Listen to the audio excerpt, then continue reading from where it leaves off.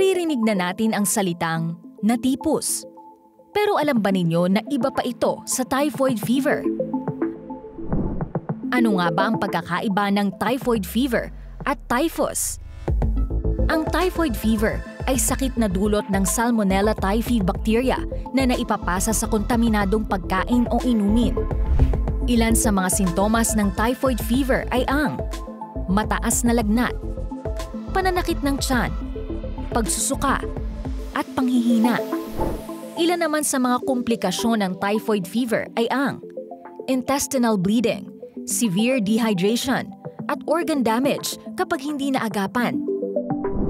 Ilan sa mga paraan para makaiwas sa typhoid fever ay ang pag-inom ng malinis na tubig, pagsiguro na malinis at nalutong mabuti ang pagkain, paghuhugas ng mabuti ng kamay bago kumain at pagkatapos gumamit ng banyo, at pagpapabakuna laban sa typhoid fever kung available.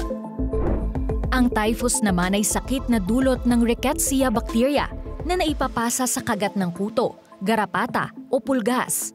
Ilan sa mga sintomas ng typhus ay ang mataas na lagnat, rashes sa katawan at pagsakit ng ulo at kasukasuan. Kabilang sa mga komplikasyon ng typhus ay ang severe dehydration, respiratory failure, at meningitis.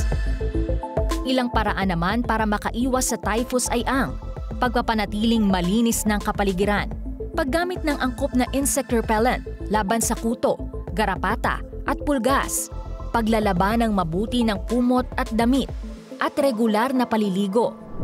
Kung may iba pang katanungan tungkol dito, maaaring pumunta sa health center o kumonsulta sa isang healthcare professional na malapit sa inyong lugar.